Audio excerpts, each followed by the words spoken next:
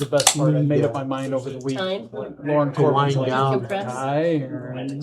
I've heard that from some people. I'm but glad you're here, for me, Aaron. I'm like, you know, when especially when I had children, it's just not gonna work. 8 Looked to at the 5, calendar like, that's such, it's like, he's had really stuff to putting do on time. afterwards. Doesn't add To up. add another And hour into that evening. so night of audition, I'm there just gonna make the All right, we'll call this meeting to order.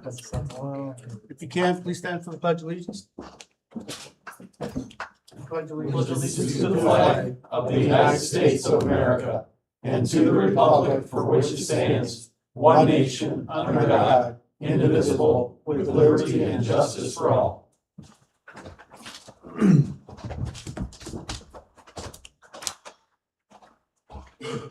Commissioner Wiki, would you lead us in prayer? Sure. Let's pray. Lord, we come to you tonight and ask that you would lead us and guide us in this meeting. Pray that you would bless our city, that you would use us to make wise decisions to help our community. We pray this in Jesus' name. Amen. Roll call, City Clerk. Commissioner Burr. Here. Commissioner Boring. Here. Commissioner Wiki. Here. Commissioner Smith. Here. Commissioner Abs. Here, Commissioner Miller. Here. Vice Mayor Mullins. I'm present. Mayor Perez. Here. All right, moving on with the agenda, there are proclamations and presentations. There's none tonight. We'll go ahead and move on to the visitor section. There's a visitor that would like to make a public comment for items not listed on the agenda. Please step forward to the podium, state your name and address, and you'll have 2 minutes. I see no takers. All right, next on the agenda is the approval of the agenda.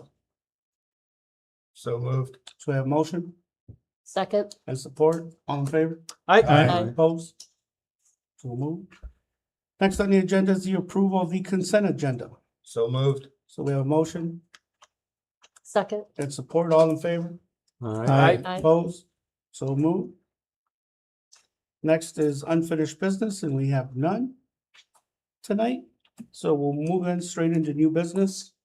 And we'll get started with the wastewater treatment plant, biosolids land application bid. Mr. Brandon. Welcome tonight. Thank you, Mr. Mayor, City Commissioners. Presenting to you tonight a proposal from Wheeling Brothers. So the wastewater treatment plant produces approximately 1 million gallons of biosolids each year. These require proper disposal. The disposal methods are regulated by Eagle EPA standards. The preferred method for this disposal is to recycle the biosolids onto agricultural land for conditioning the soil and providing nutrient value for the crops to be grown. This method requires that the city contract services for the removal, transportation, and the land application of the biosolids. Staff published an invitation to bid July 20th. Exhibit A, which is included in your packet, basically outlines the spec and everything that is required for the land application process. Who is required to fulfill what role. This is a 4-year contract that we're looking at, that we went out for. We've done shorter term contracts in the past. It just seems like it's a lot of legwork to get constant contractors to come in and to turn around and then replace it out. So we've had success with the 4-year contract. Bids were based on a per gallon amount. So first year 26-27, which will be this fall. So 5.7 cents per gallon. So we're looking, and then about 2% each increase each year after that. And then a one-time sludge storage tank cleaning for 11 cents a gallon. August 10th, we received one bid from Wheeling Brothers LLC from out of Fowler, Indiana. Wheeling has had the previous contract for the 4 years prior. We've had great success in working with them. We've had good feedback from the landowners, from the farmers who work the fields that we're applying on. So I feel like we should definitely consider this bid, considering it's the only one also that helps, but we've had great success with them in the past, and I look forward to another 4 years. The bid contract amount is $300,000 respectively. There is a bid breakdown by the year, as you can see here. Other than that, open to answer any questions. Any questions for Brandon? So you said this is a 4-year process? It's a 4-year contract, so Okay. basically they'll have this, they will sign the contract, they will be the ones applying for 4 years, consecutive years. How often do they do that? We land apply once a year. Once a year? Yep, about 1 million gallons once a year. So typically the contract spells it out that they're supposed to be done before November 30th each year. That way it keeps us out of the frost, it keeps us out of spring application, and basically as soon as the crops are off, they can get in there, they can land apply, and it sits for the winter. Nice. I know I said something to Andrew in the past. I'd love to see our community have something that would burn the biosolids, and then people or other communities would sell it to us as well for electric production. That way we're maybe possibly at some point making money off of it instead of losing. Just a thought. So I don't know if you guys are familiar, in the past, we have looked at different, I guess, ways of handling the biosolids, and to get to a dry process, as you're stating, is, would take a pretty significant amount of capital for that to. You'd have to have a dryer or something like that. Like, So your first step is your dewatering. So you have to get it down to a certain consistency, percent solids. And then once you get to that dewatered state, then you can move on to drying. And then from there, drying, that opens up the different opportunities. If you're talking incineration of some sort, we didn't go down quite as far as what that would look like. We pretty much stopped at what it would look like for the dewatering, and then for the drying process, the numbers were pretty substantial. So that's kind of where we looked at. Gotcha. Any other questions for Brandon?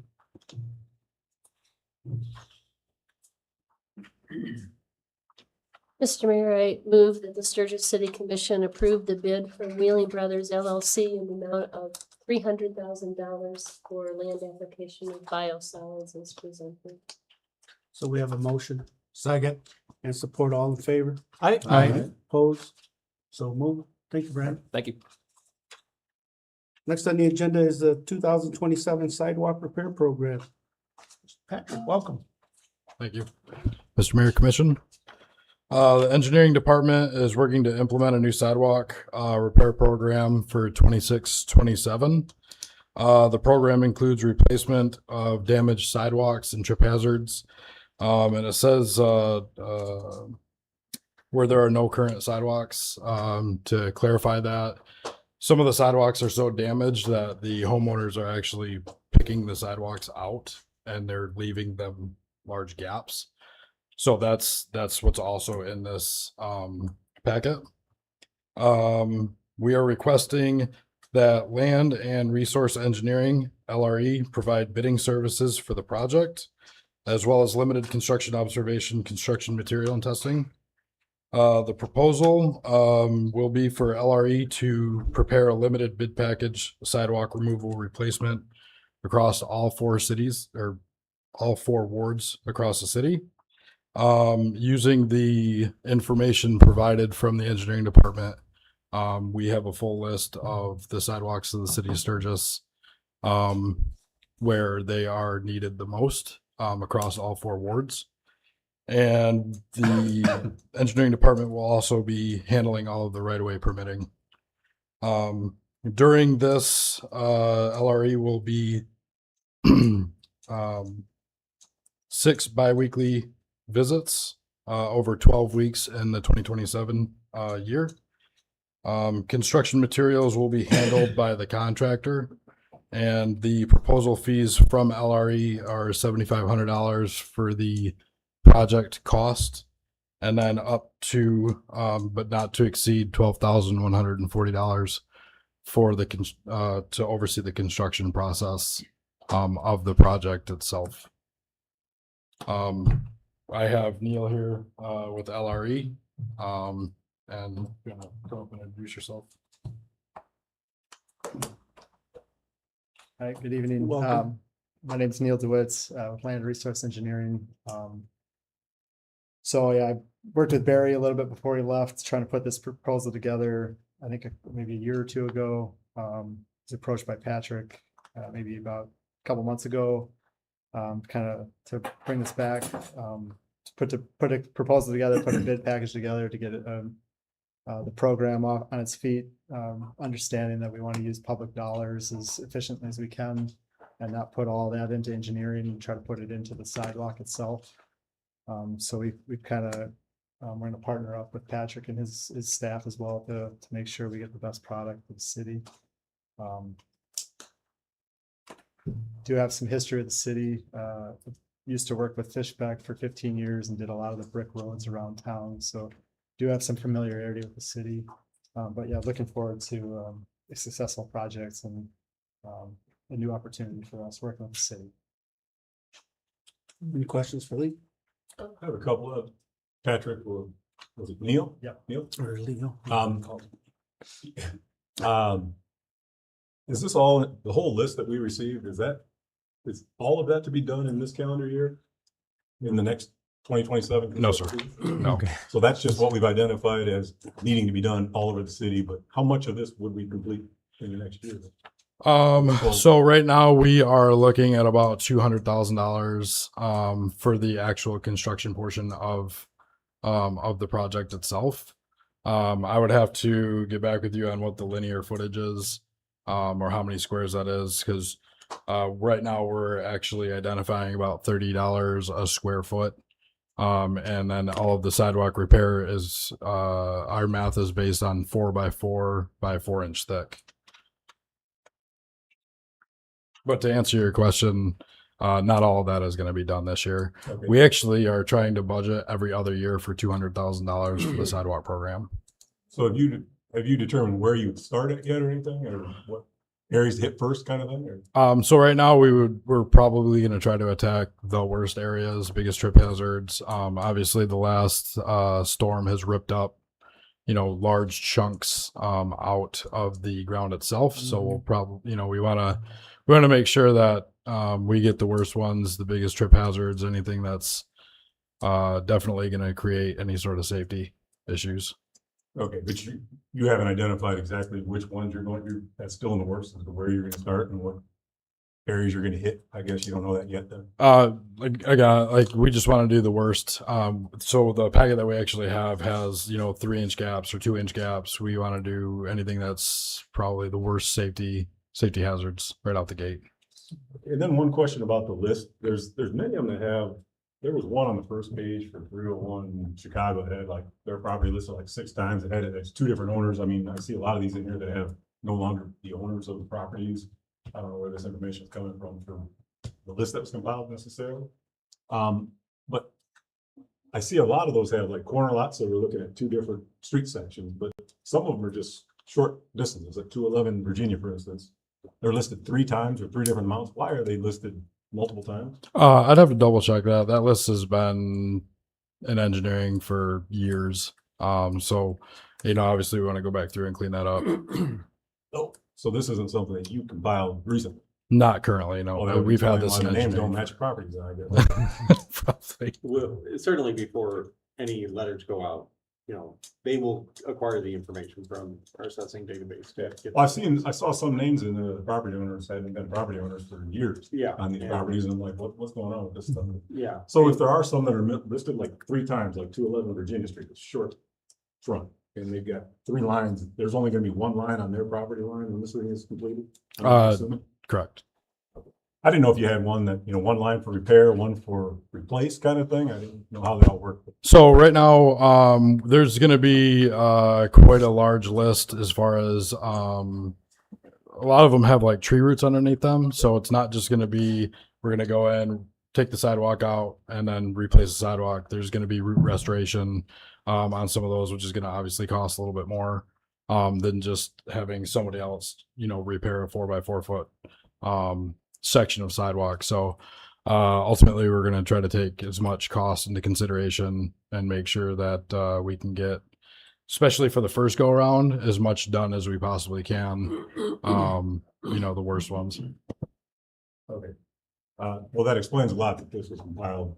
some Yeah, time it's ago, it's not been many, recently. many years. I know that we've been trying to do a sidewalk program, or from what I understand, we're going to try to do a sidewalk program for quite a while now. Okay. So, So I'm so now we're guessing- trying to implement the sidewalk program. So I'm guessing this list doesn't include the ones that were recently ripped up by the storms. Or could not, or may not. I'll have to double check that. Yeah. Okay. So Dan may have updated that over the last few weeks. So I'll just double check with them. And is there any reason why some are bold and some are not? Is that just from the old list? That's from the old listing. Yeah. Okay. All right. Thank you. So what was it? Go ahead. So what was the criteria for your repairs? Like 1 inch lift in the sidewalk, 2 inch?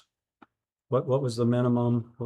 So the minimum sidewalk repair, I believe, is 1/8 of an inch for any sort of trip hazard. Yeah, correct. We have some that are hinged, 4 inches. So we're gonna want to take care of those, 4-inch ones before we do any 1/2-inch ones. We have a lot of decrepit sidewalk. So I think, again, for the first go around for, the $200,000 that we're going to spend, we just need to get as much done as we possibly can to kind of show that, we're doing our best for the city. Now you're also, I saw that on some of the address there again, since it hasn't been updated yet, which I went out and noticed that on my street, on my block alone, there was nothing listed, and yet there's probably at least 5 houses that have noticeable cracks that need to be remediated. But so hopefully we'll get that finished before you start on everything else. Plus the storm damage I think hopefully it should be done this year. But Yeah, actually, Jim today called me and was talking to someone at a property that he was doing a meter service for, and texted me today to add her to the list. So we're gonna go out tomorrow and look at her sidewalks too. We get calls probably 2 or 3 times a week about sidewalk replacements, cracks, lifts, especially again from the storm. So it's gonna be an ongoing thing throughout, forever, probably, especially as Sturgis is growing and adding subdivisions, you're only adding more and more sidewalks to the city of Sturgis. And I mean, you can walk around right now, there's a lot of sidewalks that definitely need repair. So ultimately, again, for the engineering side, we want to get this kicked off. We're probably going to have a couple of bumps, since how this is a new project for us. But ultimately it's to get some stuff done, make sure we're doing it adequately, correctly, and learn from anything that we get out of this one, so that when we come back and do it back in 2029, that we can learn from our mistakes and get, even more bang for our buck. so the other question is, why do we have to have an engineering firm to repair sidewalks? Ultimately, they're putting a package bid together for the $7,500. The LRE is, from what I understand, has been successful in doing Grand Rapids.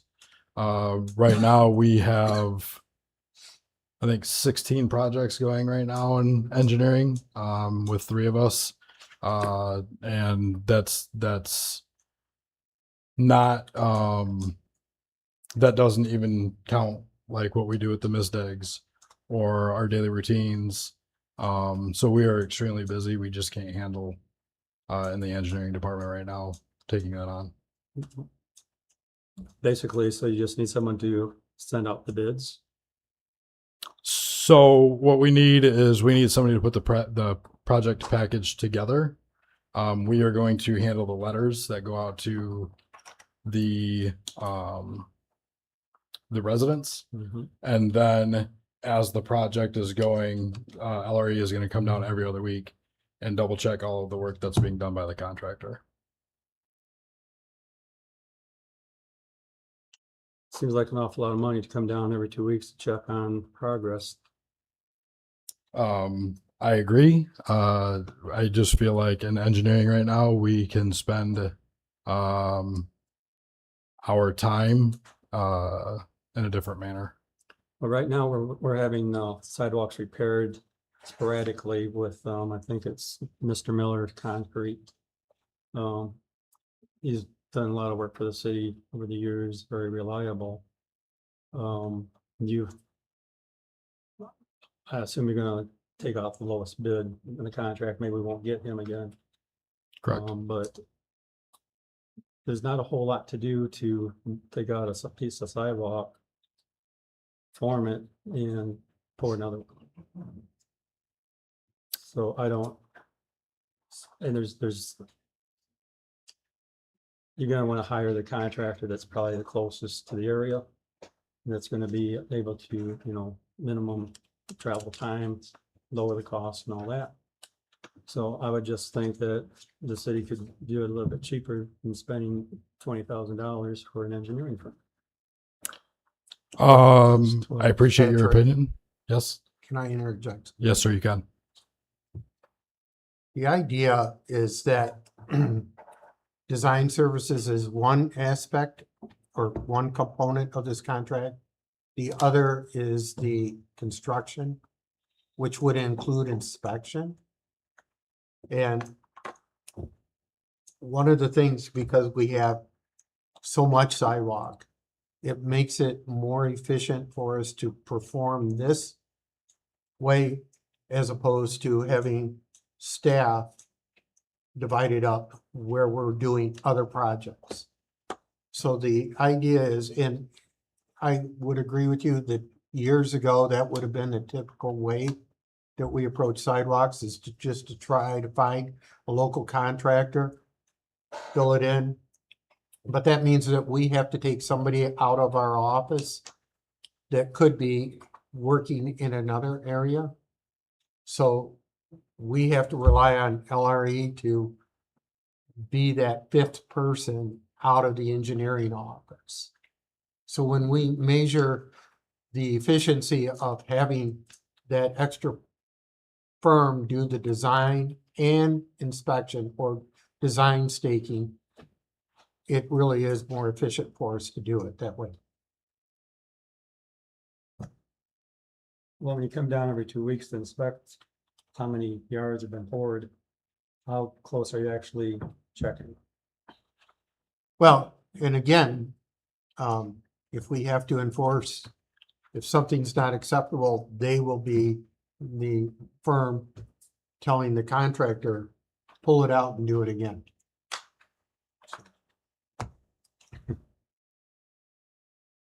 I've poured a lot of concrete in my life, but you don't know what's underneath that either. Well, they fill it with rocks or not. I'm not saying they would. And I don't think that's not worth their time to do that either, but I just come down and see that the sidewalks are maybe level, or that they are properly screeded or brushed or whatever. After 2 weeks, I mean, if they're not done, they can tear them back out, but the damage is already done. And you're well noted on that. I think as we move forward, if this body decides to move in that direction, as Patrick had said, I'm sure that he's going to have to refine, along with LRE, the way that we do things. If it doesn't turn out to be a cost-saving measure for us, then we'll have to resort to another approach. I mean, I guess ultimately this week is a really good example of why we also need to have extra resources. This week right now we have crack sealing going on. So I have one of my gentlemen out doing misdigs all day. It's a busy time of the year where everybody wants to do fences and driveways and all of that good stuff. We're trying to do cities, upgrade different things in the city. So he's gone for the full day. Dan and I have been, watching them do the crack sealing and making sure that they're doing everything on a competent level. And then on top of that, I've got, my a director's position to where I'm making sure that everything is all still moving forward with all of the other projects that we have, making sure that some of the companies are getting all of their water hooked up, all their meters done. So for me in the engineering department, we are just very limited on resources when we have a lot of projects going that we need to be also on this, like boots on the ground. So it's kind of one of those things where I agree with you. If I could have extra resources in my office, that would be amazing. But we just don't. Well, and that had been discussed with Barry retiring. I mean, that we were going to be short-staffed in that department. So that was already something that we had discussed. Weren't there 3 people in that department? Is that what you said? You have 3 people in the department? Myself, Dan, and Trey. Trey Yes. just correct. Explain what Anyway, is he doing? so going back to the off topic on this, going back to the crack ceiling, happened to go down, so I drive down Mechanic Street. And I noticed that your crack ceiling down Mechanic Street, but you had cars parked all the way down the road on the side of the street. And it's just like, why didn't the city notify the residents not to park on the street? Because underneath all the cars, of course, that's where all the oils and everything's gonna leak and soften the pavement and the cracks are gonna happen. But because all the road, well, all that side of the road is covered, you guys can get under there. So I thought, well, why weren't they notified about that? I believe the city was notified. However, with that being said, I think we're doing 90,000 pounds of crack sealing in a week. To move the city around of cars on the streets, I think would be a pretty tough ordeal. Well, I mean, just send them letters, say this week for crack sealing, don't park on the street. Just like if it's a snow emergency, they don't park on the street. Well, not supposed to, but just asking for a friend. Thank you. Any other questions for Brandon?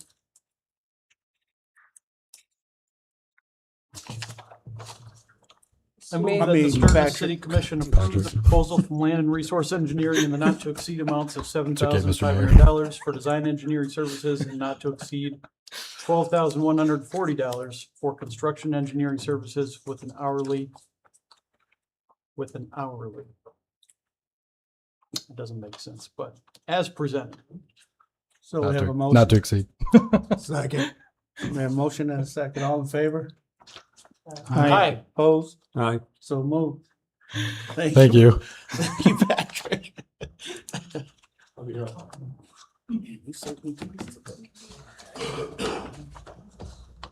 Next on the agenda is the 69 kV transmission line bids. Mr. Chris Hart. Welcome, Chris. Good evening, Mayor, Vice Mayor, Commissioners. In this year's budget, we do have, actually next year's budget, we have funds budgeted for the 69 kV transmission line. In preparation for that, and because I wasn't for sure if the AEP line was going to be acquired by the time we get the substation done, we just moved this ahead to be done early in this next budget year. So a request for proposal for the construction of the Nottawa Street 69 project was posted on BidNet on the BidNet website, and 5 bids were received on July 27th. A summary of the bids is included in your packet. The bids were reviewed for completeness and conformance to the documents that were posted. The low bidder was Extreme Power Line with a bid of $429,091.07. Extreme Power Line has not worked for the city previously, so a list of references were requested. It was requested for them to provide references from municipal or co-op utilities, but the references provided were only for large investor-owned utilities. An attempt was made to contact the references provided, and only one reference responded to that request. There is also cause for concern because of how much the low bidder how much lower Extreme Power Lines bid was from the next lowest bidder, and the average bid price. So that could indicate change orders in the future, or maybe they didn't give us a complete bid. So next, Newkirk Electric was the next lowest bidder with a bid of $660,000.88. They do have a history of successfully completing these transmission and distribution projects for municipal utilities, and they are also the contractor for the State Line Substation project. Staff recommends approving the bid from Newkirk Electric in the amount of $660,000.88. I did include an overall project summary as well in the packet. So we were well within the budgeted amount. We have budgeted funds of $2,200,000 for this project. With the purchase of poles, engineering and construction, the total so far is $794,277. I will anticipate another cost coming in, and that is for tying in this line to the State Line Substation that has not been engineered or bid out yet. So I said State Line, sorry, Southeast Substation, which is currently in use. So. Any questions for Chris? With what we've got left and what we've got left to do, how are we at on the budget? You said there was gonna be an additional cost. Are we where we should be, or? I think we'll come in under on this specific project for that transmission line. That tie-in, I don't believe is gonna take up the remaining budget item. So I think we'll be sitting pretty good on that. So, yeah. Thank you. Chris, going with the lowest bidder, 429, about 230,000 in savings, if you will. Correct. My concern, and like I said, our concern, they are not from Michigan. They're out of state. Our concern really is that they didn't bid the entire scope of the project or know what the project was, even though it was explained to them. Our concern is that they come back with change orders by not including certain items in their bid. With that, coupled with, and you can see the average of the other bids. That looks more in line to us as well. We've worked with CC Power, we've worked with Newkirk, and Kent Power. All three of those we've worked with in the past. So we would assume that their bids are pretty good bids and really know what we're looking for. The nice opportunity is that Newkirk is currently building our substation down there. They would be able to pull their crews and work on this and do the entire project, which I think will work well for a workflow. And then, coupled with hopefully not a ton or any change orders, but project of this size, just don't know what you're getting into. So, Okay.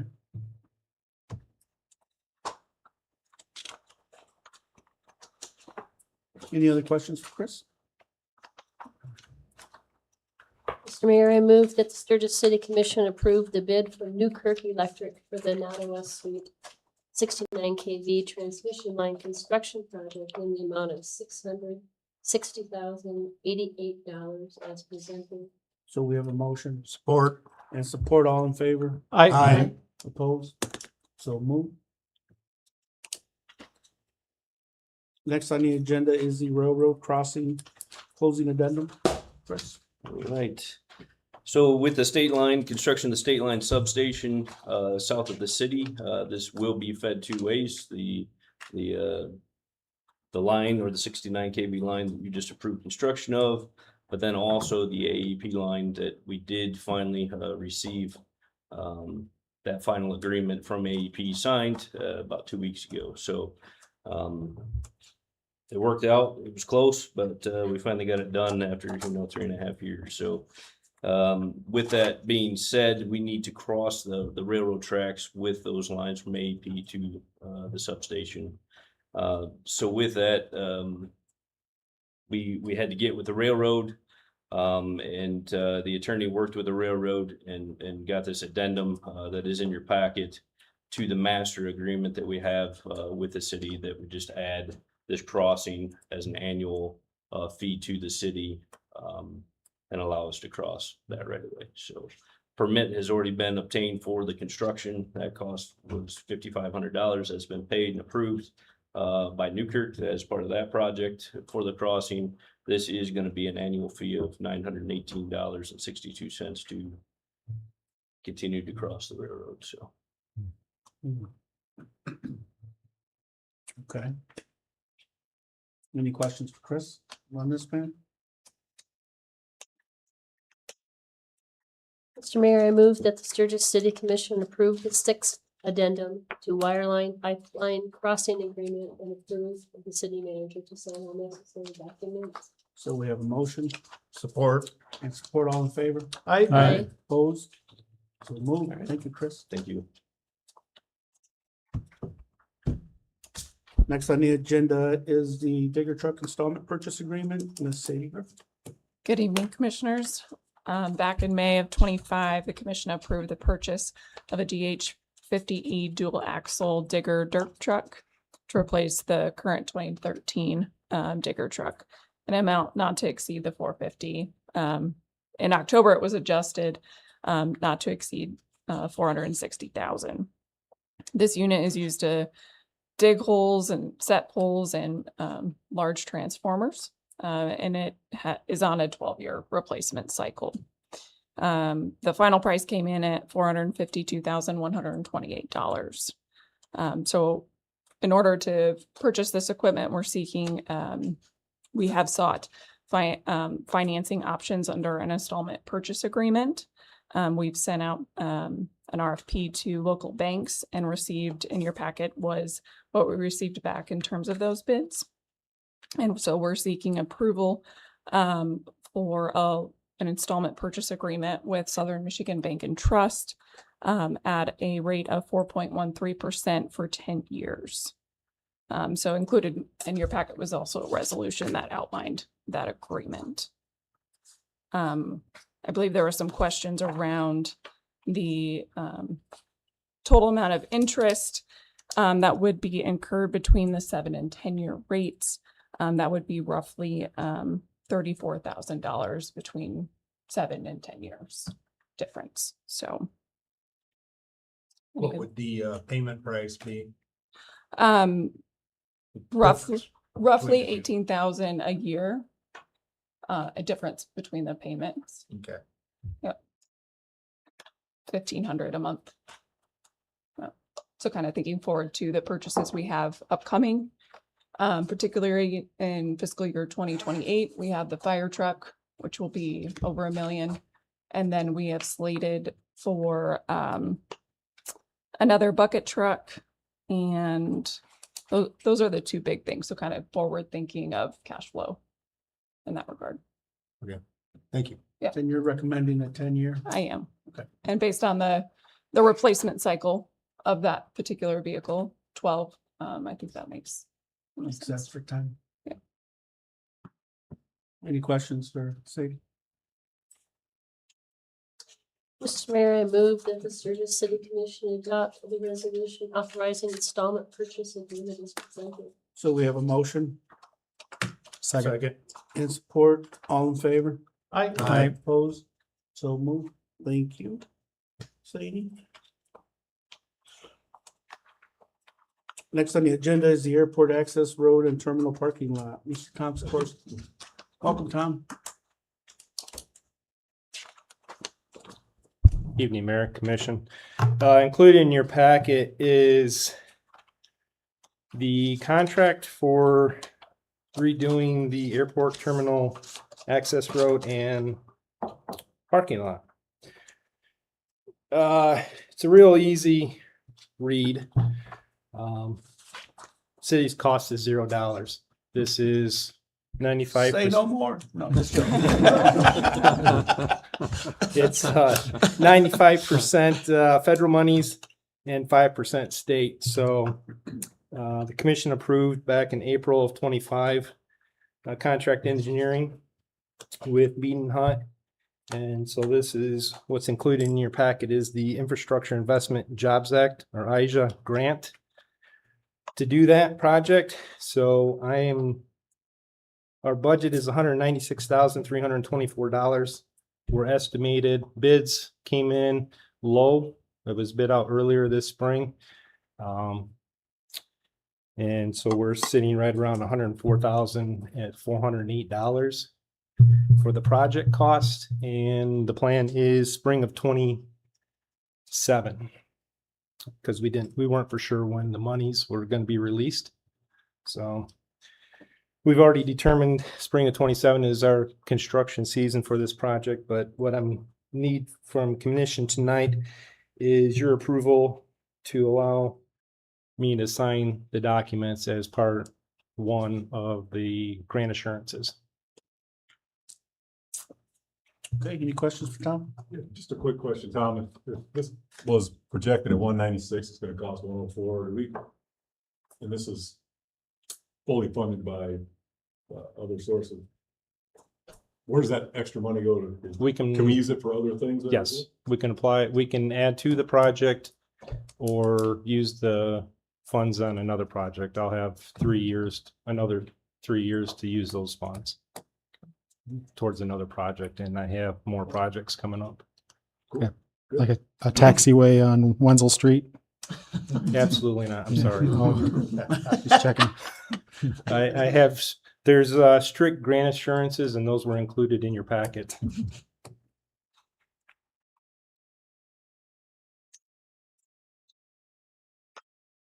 Mr. Mayor, I move that the Sturgis City Commission approve the Michigan Department of Transportation for Infrastructure Investment and Jobs Act grant for rehabilitation of the Kirsch Municipal Airport Access Road and Terminal Parking Lot in the amount of $196,324 and authorize airport manager Tom Sikorsky to sign all necessary documents.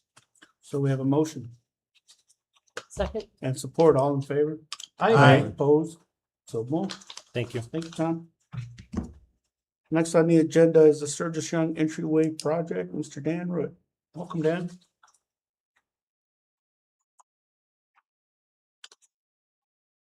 Thank you. Good evening, Mayor, Commissioners. As at the March 9th, regular commission meeting, staff presented the bids for replacing the interior and exterior entry doors and windows at the Sturgis Young Center for the Arts on the front of the building, along with budgets for structural steel, electrical, and soffit restoration. Commission approved the bid from Reliable Glass Installers, and they were awarded the project in the amount of $94,470. Structural steel work estimate was also included in the budget cost spreadsheet for that project. And the information included in that budget was provided by the structural engineer who had reviewed the original drawings of the building. The project was scheduled and determined with the plan was to remove the interior set of doors so that we could review and verify the structural steel information. The interior doors were removed third week of May. It was then determined that the ceiling would need to be removed in the areas of the airlock and just part of the interior ceiling to get a better look at that existing structural steel. Once the ceiling was open, the structural steel supplier visited the site, and it was determined shortly after that the original documents provided by the structural engineer for the installation of 2 new steel columns in place of the existing 3 was not going to work based on the original steel framing, how the original steel framing was installed. Staff then reached out to a structural engineer to determine the appropriate course of action. That structural engineer site visit took place on July 23rd. New engineered documents were provided to staff on July 28th. An additional steel beam and different columns were specified as part of this new process. And it would be necessary now to remove the existing steel columns, obviously, to place the new beam, requiring us to shore the roof up, to hold things up while the other work took place.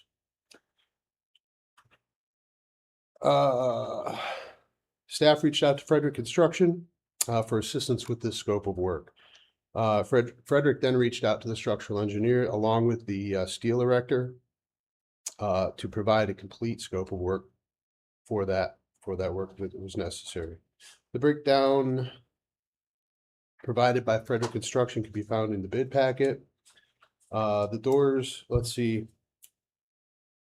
Oh, along with the timeline to complete the project would be, they estimated that they would have new structural steel would be installed. We'd be ready for the glass installers around the first week of October. And then the new windows would be installed thereafter. As with all of the projects that the city has worked with Frederick Construction on, any unused portion of their contract would be credited back toward and not billed to us, to the city of Sturgis in the final billing. Staff's requesting the approval for the proposal from Frederick Construction to provide construction oversight and completion of the additional demolition, shoring, and foundation work and restoration of the interior ceilings and finishes to complete this project in the amount of $55,453.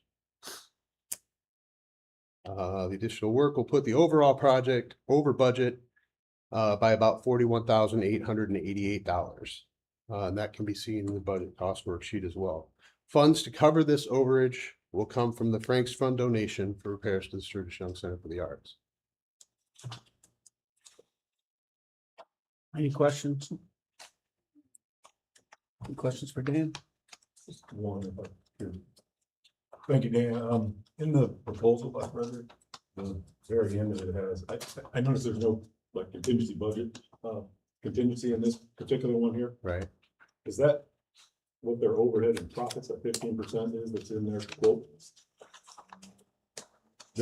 No, that wouldn't be the contingency. That's actually just their overhead and profit. That's that's the cost of their service. Okay, so we don't anticipate anything additional once we start. I don't think so. I think based on all the conversations that have taken place thus far, we feel pretty good about it. All right, cool. As with any building that's, 75 years old, we run into these kind of things. That's why I wondered if. Yeah, I know. Yeah. We didn't include a contingency. I'm never going to bring another project without a contingency. I can tell you that. So. Any other questions for Dan? Mr. Mayor, I move that the Sturgis City Commission approve the proposal from Frederick Construction for construction oversight and labor for demolition, shoring, foundation, and restoration work at Sturgis Young Center for the Arts in the amount of $55,453 as presented. So we have a motion. Support. Support, all in favor? Aye. Opposed? So moved. Thank you, Dan. Yep, thank you.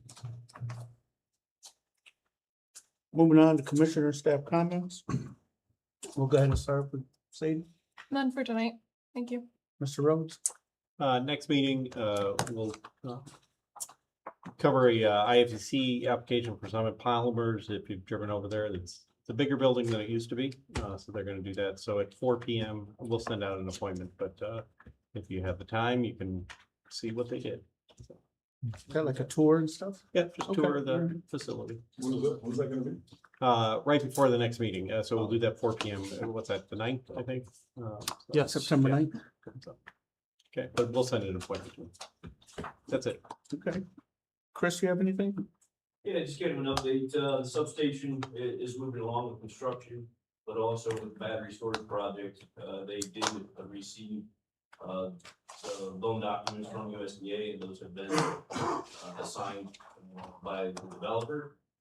They are finalizing the construction loan as we speak in hopes of ordering materials for the battery energy storage project that we'll be having. I've not got a timeline as far as when they anticipate that to be online, but hopefully next year is a plan. So things are coming together. Also, as an update on the generator project, the first payment has been made, as you all have seen. So those are on order. Those are anticipated to be here in May. Those units on site, so we're working through now getting the site ready and prepped and the building permit executed, so we can hopefully start construction on that this fall with pads poured that way, ready to go deliver that next year. So. Okay. You don't have an update on the solar farm, do you? I seen some trucks and personnel out there on. Yeah, so they've been working on that. They got on it pretty quick after the storm. Okay, We do and are receiving power from both fields now. okay, Not nearly as much as we were, but about 6 megawatts, the 15, so they're about 15%, or 50%, sorry. They are working, with the insurance company. It was an insurance claim, just trying to get, the pieces and parts together to get the repairs made. They will be, installing, some new trackers on there, hopefully, mitigating some of the issues that we've seen with the trackers. Obviously, it looks in quite a disarray now. I don't know exactly which lines are working, which ones aren't. I anticipate the ones that are moving are the ones that are putting out power, so. But they are working on that. I would say, they haven't told us when they anticipate it to be fully operational again, but I would anticipate within a year. But hopefully shorter than that. Obviously, winter time is probably the slowest now. So, okay. Yep. Thank you. Will, you got anything tonight? Just to tag off the solar, so the planning commission has been asking for a monthly update from the solar group. So Okay. Chris and I have been meeting with them the week prior, trying to understand what they've completed, and then we've been providing an update to the planning commission, and then every other month we're asking Greenbacker, who are the owners of the solar site, to come and provide an update to the planning commission on where we are. Oh, okay, great. That's all. Dan? Couple things, if you're curious about the vehicle charging station across the street, we've seen increased use every month. We're seeing the number of individual or different users increase by almost double. So Oh, wow. obviously that's not what's going on. But, the number of uses last month was, I think, 33, we've already exceeded that, we've also exceeded the number of different people that they do that. So it is being noticed. Other things that we're looking at replacing the city hall sign up front. It's got a rendering there, you can see. This is about what we want, not exactly, the idea, I guess. Based on what the police and fire is, or public safety next door, or something similar to a modern sign. If we did anything, we'd probably increase the city logo a little bit and use this side of the sister city information. I know there was a question about, let me follow that up. The cost of the sign is about $16,000. It is an LED, it's a lit sign, so we lit evening. And we received about 11,000, I believe. We will receive about $11,000 insurance, insurance company for the sign. We did incur about $4,100 cost. The old wall and foundation is much cheaper than the original. And we was able to restore that one. There was a question about the electronic messaging sign. Possibility. I mean, it's always a possibility, I guess. Based on what we paid for the auditorium electronic messaging sign in 2020, the cost for that sign today would probably be around $35,000 this one. Yeah, they're pretty salty. Now we include, foundation work, potentially some masonry or obviously electrical. Well, we have options. I would think that a message sign would make that intersection awful busy, with message signs. Yeah, but On each side, it could. Does the school have one as well? No, they used to, and they took it out. That's gone now, okay. I thought there was one over there still, I was like, on 3 sides, that would be kind of busy. They actually took that out. That's been gone that long? Shows you how much I pay attention to that. So we got $11,000 from an insurance company for that old wall that was there? Yeah, because of the way it was constructed, it was cement block wall with sandstone for labor and cost. Wow. Put that all back together. Okay. Also, his insurance company was cheap, I'm surprised. Yeah, well, sometimes we will. Okay. I think the lighted sign would be a good idea. An To make- LED sign or that sign? The LED, the message board sign. Yeah. That was my question because it would be a good idea just for the sake of announcing meetings and things like that. Cause I looked in our website.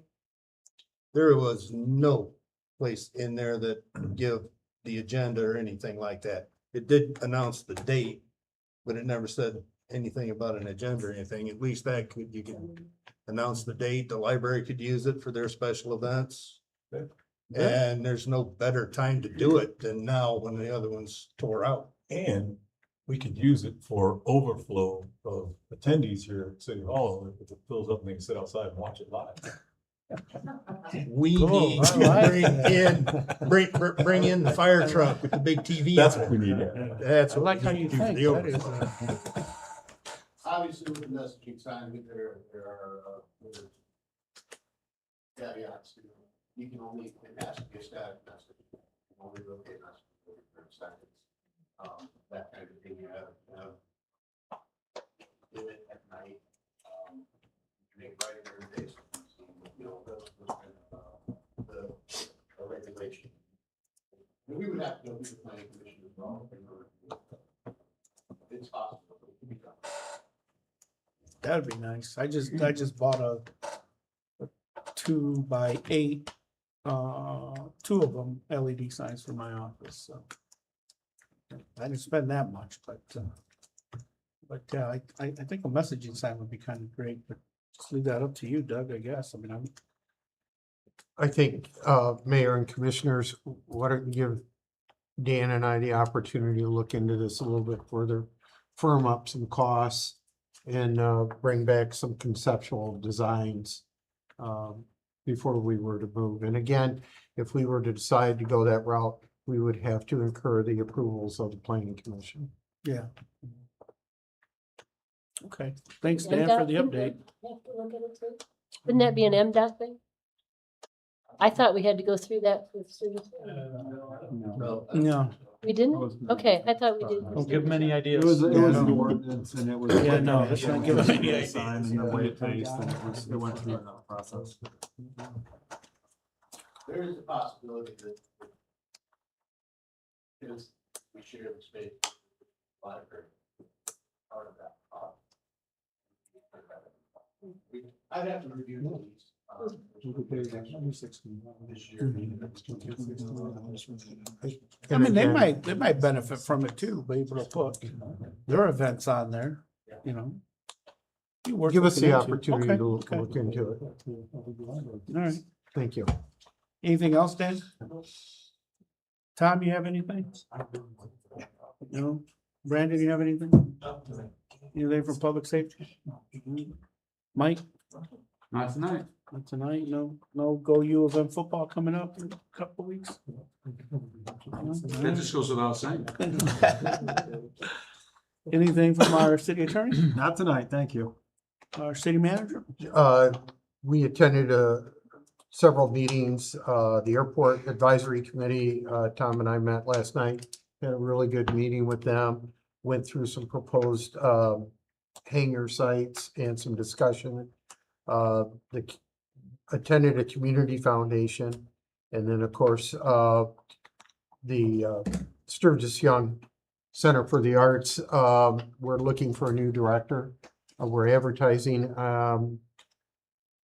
Richard and I attended their advisory board meeting. That was a very good meeting that we had.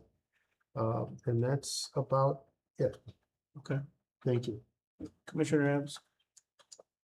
Yes, I just want to make the comment that I'm sure all of us are very grateful the Franks Fund picked up the difference. For that. For SYCA, 41,000. Well, they ran the auditorium 500,000 last year. Yeah. So we were on that. Part of that money, yeah, we had hoped to dig into it. We're gonna apply that to the project for the roof there next year. But that project's looking I know, it's huge. It's huge.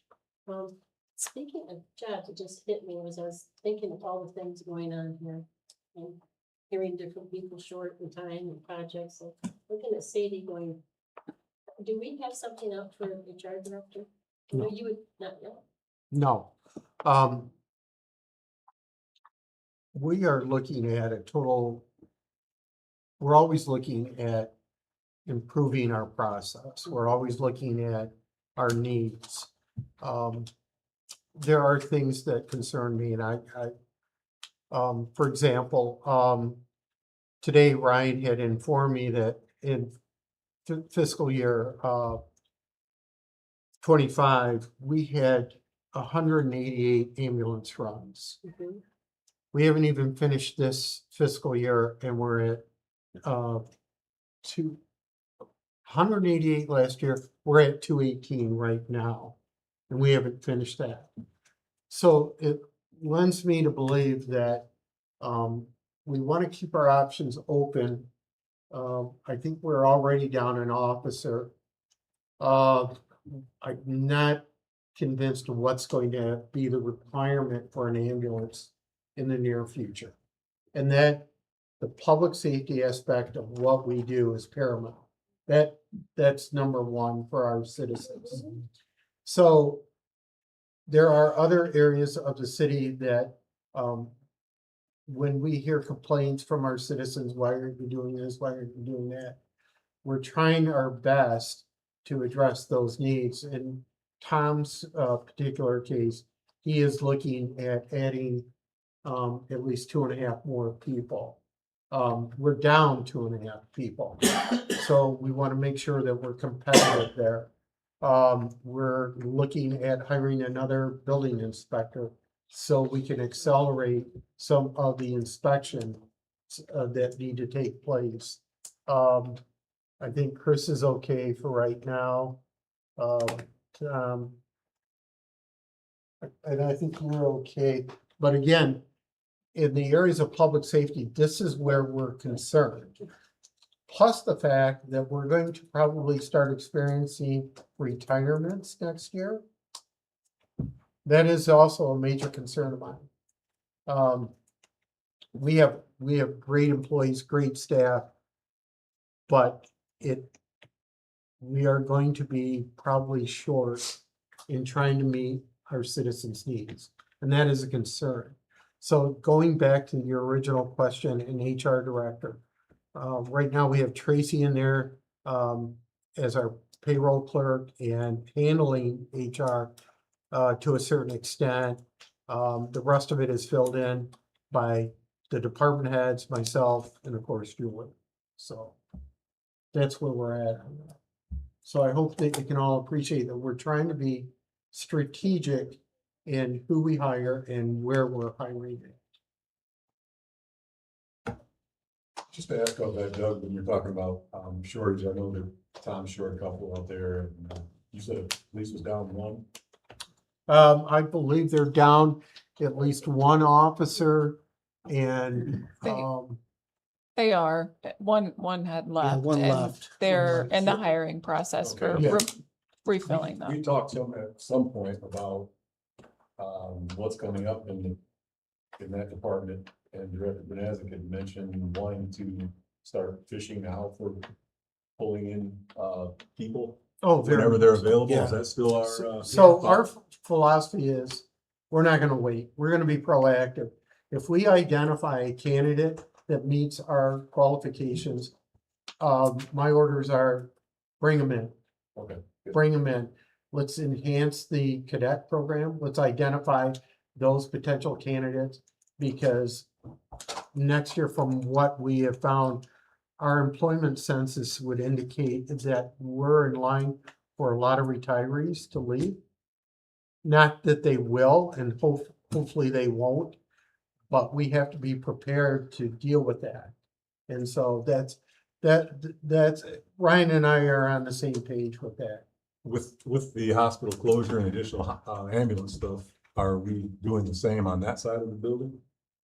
Right. Are we looking actively for any more bodies right now, or are we still kind of waiting to see how things? I think the idea is that if we could identify somebody, yeah, we would bring them in. Or fire? Yes. But again, part of the problem is what we've seen in all the trades everywhere is there is a severe shortage of those qualified. And so it's a concern. So if we identify somebody knowing that we're gonna see retirements, I told Ryan, let's seize the opportunity. If they meet the qualifications and can meet the clearances. Yes. I was making sure that was still the focus. Yes, it needs to be. So. Commissioner Adams? Good, okay. Commissioner Bourne? Commissioner Wiki? Nothing tonight. Commissioner Love? Maybe tonight? Commissioner Burke? Nothing tonight, thanks. Commissioner Smith? Today is probably the most important day in the history of human evolution. Today is National Toilet Paper Day. Paper has been around since the 7th century BC, but the first recorded use of it cleaning people's backsides after they used the bathroom was in the 6th century. Before then, there was a variety of solutions employed to handle the job. In ancient Rome, there was a communal stick with a sponge on the end of it that people used to clean themselves. When one person was done with it, they'd simply rinse it off for the next person. Wow. What was that? Other solutions included. You got more? Other solutions included rags, bamboo, and even corn cobs. So let's all be thankful today. Commissioner Smith, that is a concern shared by this administration too. Yes. That's it. Thank you. Vice Mayor? All right. It was also National Dog Day, from what I understood. I thought that's where you were gonna go, and I didn't realize there was another national day today, so. Thanks for the humor. Downtown, Tree, Foltz Bakery. There was a solution, and they're very, very happy about it. Are there more removals, things like that gonna happen with trees downtown? Right. Now? So here's what we're doing. And just to give our citizens a brief history. When the state of Michigan gave us downtown development authorities, and the concept started in the late 60s and continues, the idea was to add trees, green in urban environments. Those trees that we've planted have reached a certain maturity point. In talking to our DDA administrator today, what we're going to do is start looking at other communities to see what the trend is today. It might not be trees, it could be decorative grasses or some other type of floral plantings. One of the things that we are going to look at is the science. We're going to ask all of our property owners downtown what their thoughts are, where we need to go. There's other varieties of trees we need to stay on top. But the tree that we took down in front of Foltz Bakery was probably close to 40 years old. No. It shouldn't have been. No, we just planted that. I think they were all. That would have been a very mature planting because we usually plant within 2 to 4 inches. If you take a look at the stump out there, it's close to a foot. Wow. I thought all the trees were put in when the road was done. I mean, maybe not. I don't remember. No, Back in definitely, 04, it went right? in 2005. 2005, I thought, when I went in. About 20 years old. Yeah. All right, 20 years. So I guess the thing is, when we plant something, we expect it to mature. And it did. And it got to a point where maybe we should have done a better job of trimming it, whatever. But the fact is, trees mature. So what we need to do is work with our property owners and the Downtown Development Authority to find out what is the latest trend to help bring in businesses into our urban downtown. So I do believe we'll use good science and find out what the standard practices are in other communities. Very good. Thank you. Well, I know that Folsom was very happy. That we now have visibility, and I hope it does increase the traffic like they hope. We did talk to, the owners in that block, asking them what their thoughts were. So there was some science, and if you remember, they did present a pretty strong financial and scientific case for its removal.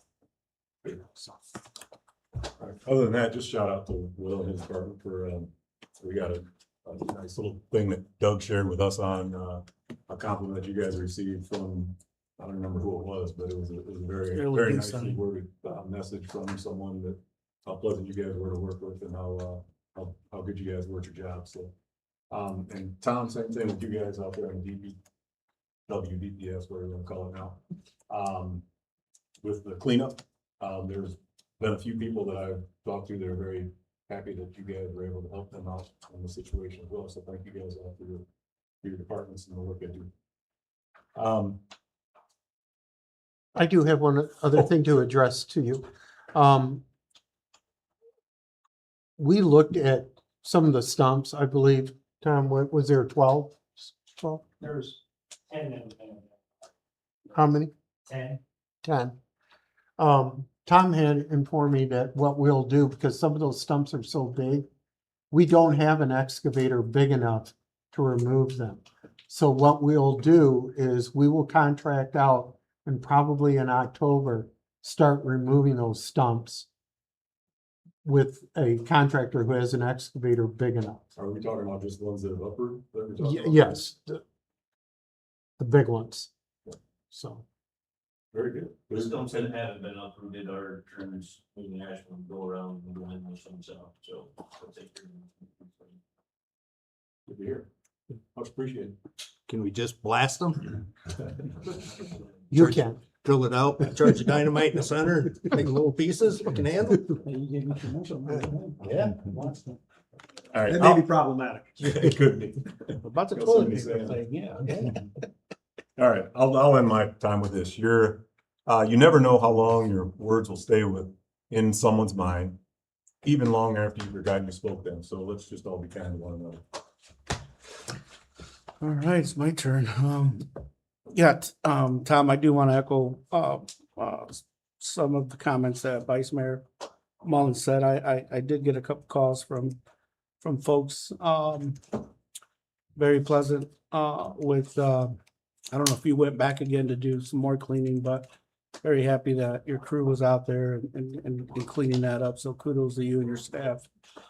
I also have a kudos on Doug, our city manager. Got a few calls from folks that you're working with, Doug, and very happy and pleased with you. And so I just want to share that with you. Thank you for what you're doing. Was it Anita?